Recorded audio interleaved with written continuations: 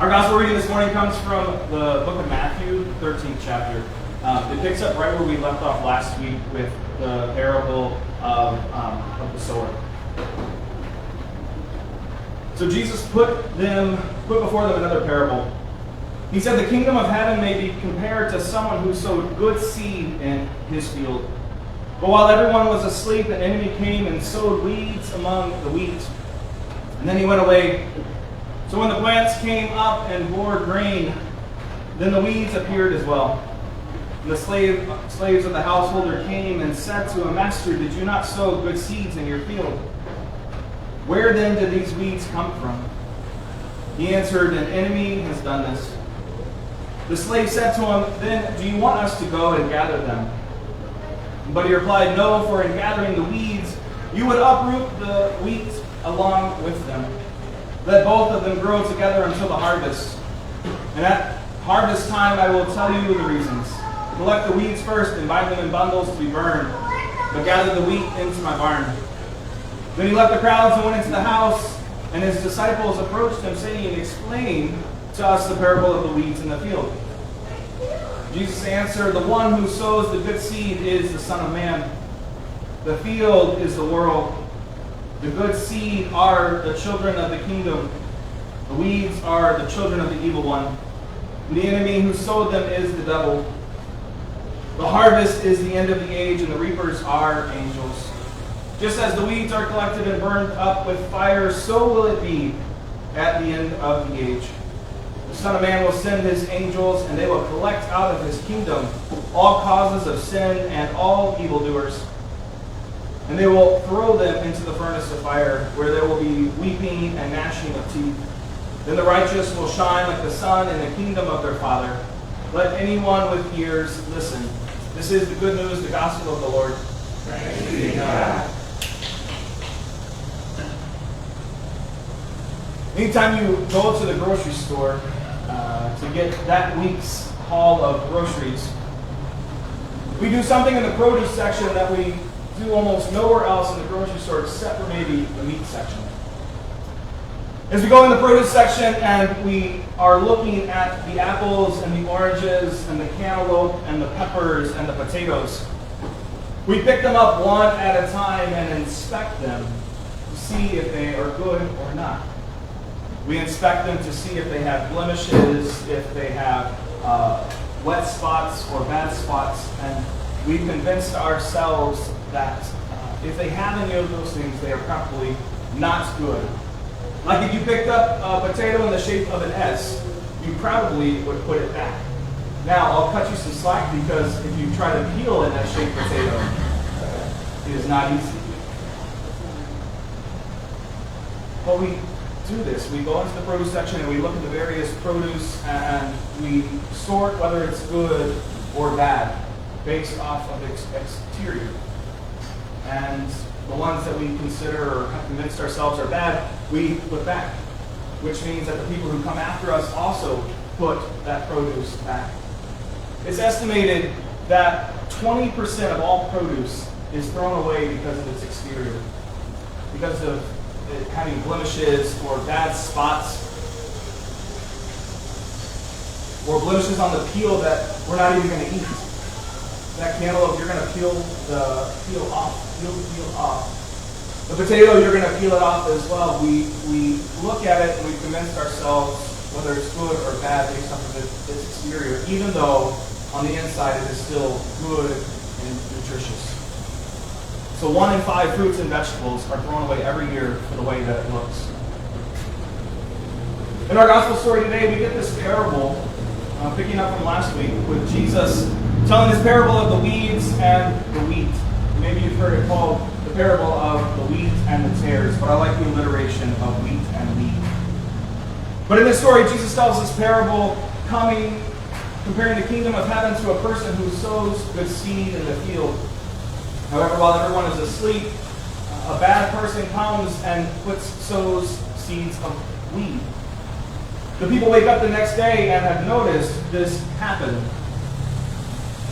Now, this particular weed that they plant is called a beaded darnel, which is a devil of a weed. Ralph Waldo Emerson once said, "What is a weed? It is a plant whose virtues have not yet been discovered," to which I think Ralph never discovered a bearded darnel, because it has no virtue. It is literally a weed that will take its root system and wrap it around the roots of other good, nutritious plants and wheat.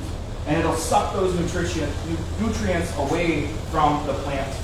And in wrapping its root system around the good plant, it makes it almost impossible to pull out without damaging the good crop. To make matters worse, on the surface, above ground, you cannot tell the two apart.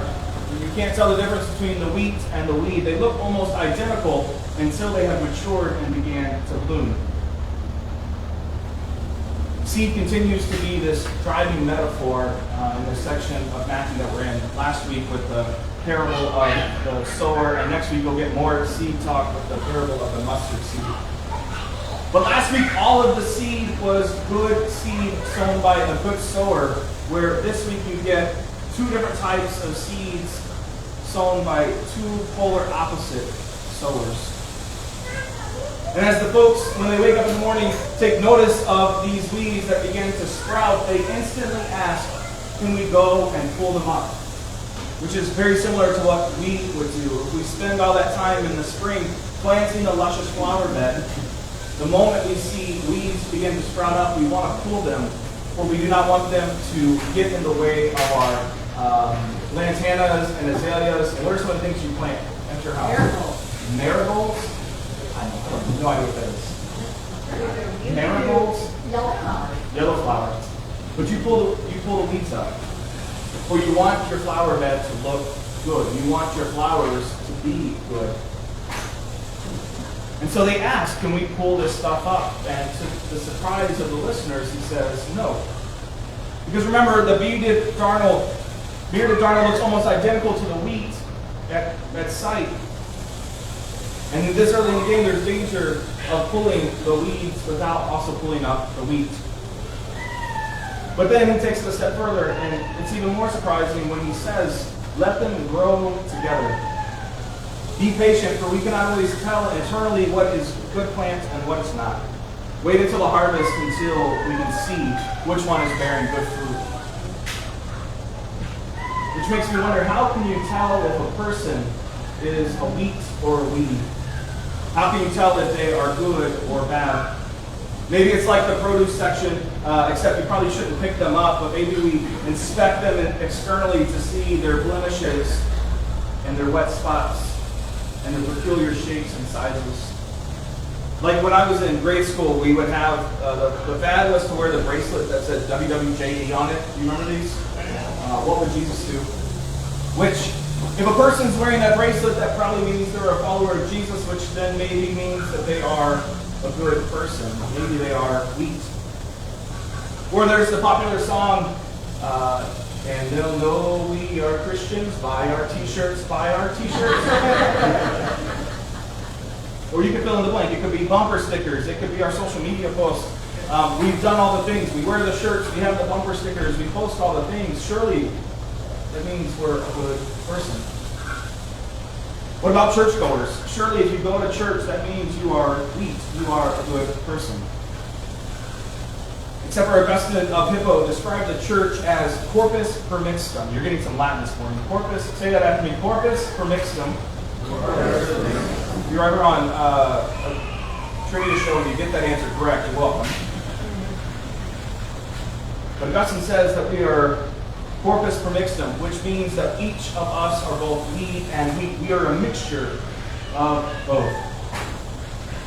Because the church can never be truly holy or purely holy. Sorry, let me back up. The church is never purely pure nor solely holy. We are a mixed bag of wheat and weed. And this isn't just limited to the church. We experience this in the work world as well. For sometimes our jobs can feel like they are infested with weeds and under assault by the evil one. And it can be challenging to separate the weeds from the wheat. Maybe it's the middle manager who's laughed at the company's big profits but questions how they met those numbers. Perhaps it's the lawyer who's asked to look the other way for the good of the firm. Maybe it's the teacher facing a clique of critical parents who have choked out the teacher's desire and creativity for these children. Maybe it's the unnecessary evil of canceling and banning almost 1,000 books for the safety of our children. And the reality is evil exists in abundance scattered all around us. Even right here in this space, because it is a part of who we are as broken and sin-filled people. So when we are weeds, when we are around other weeds, what are we to do? In today's story, Jesus says that we are not to pull up the weeds, that we are to be patient with them, to grow together and let the harvest. And so in the moments we find ourselves as weeds or we are around other weeds, here at Celebration we choose to believe the best. Which means that we follow Matthew 18, which says if another person wrongs you, if another person hurts you, you are to go directly to that person. Not to create a triangle, not to gossip behind their back, but to go directly to them. For if we let the evil, if we let the weeds continue, they will infect and spread in other places. And so we don't ignore it. But we enter into these conversations choosing to believe the best in one another. Recognizing our own tendencies to be both wheat and weed, to be both holy and unholy, to be both saint and sinner. This parable shines a bright light on our inevitable human tendencies to draw lines between who's in and who's out. Who is wheat and who is weed? Who is good and who is bad? Whom can we afford to let in and who must remain out? Who is accepted by God and who is not? And in the very act of asking such questions, we often assume that it is our job then to draw the specifications regarding the wideness of the church's welcome. How wide really can it be and still be a church? So maybe it's understandable that the servants push for clarity regarding the wheat versus the weeds, because they're confident that without any further delay, they can bring in the harvest, burn the weeds, and settle forever the problem of who's in and who's out. But as Matthew tells this story, and as Jesus tells this parable, in greater wisdom he says, no, for in gathering the weeds you would uproot the wheat along with them. Let them grow together. And there's strategy in these words of restraint that pushes away from premature clarity regarding such matters of discernment and makes room instead for a holy and purposeful ambiguity. This is not a vague and underground whatever kind of ambiguity, but one that is both wise and intentional. For in our impatience with others, we often want to bring matters to a head and determine who's in and who's out. We are quick to write others off. Yet the story urges for patience, to not draw those lines too quickly, or maybe even at all. And when we draw those lines of who's in and who's out, Jesus is often on the other side. There's this longish quote from Patrick Wilson that I want to share with you. He says, Jesus did not say the kingdom was like a rock, fixed and solid and firm and unchanging. Jesus did not say that the kingdom was like a giant machine, that you put some things in and you get some things out, and what you get out is dependent on what you put in. Instead, he said that it was like an enormous tree that grows out of a tiny seed. A tree that grows so enormous that all the birds of the air can come and find shelter in its branches. Even strange little ducks like you and me. He said that God was like a housewife who puts a smidgen of yeast in the 3 measures of flour, and that yeast yields its life into a whole batch of dough. That is the way the kingdom is. Growing from the very beginning is all that God has intended. He closes by saying, from the foundation of the world, the very first moments of creation, it is the kingdom that has been on God's mind, and God is infinitely patient as it grows. And it's towards this very God that we are forever moving, individually, collectively, and as a cosmos. On such a journey as this, it is not our job to determine who is and who is not worthy of God's attention. Rather, it is our job to imagine everyone belonging to this God. And therefore, with all that we can muster, to endeavor to embrace. Through Jesus Christ our Lord, God's holy and purposeful ambiguity. For the God who is glimpsed in this parable models for us infinite patience that frees us to get on with what it is we are actually called to do. And that is love one another.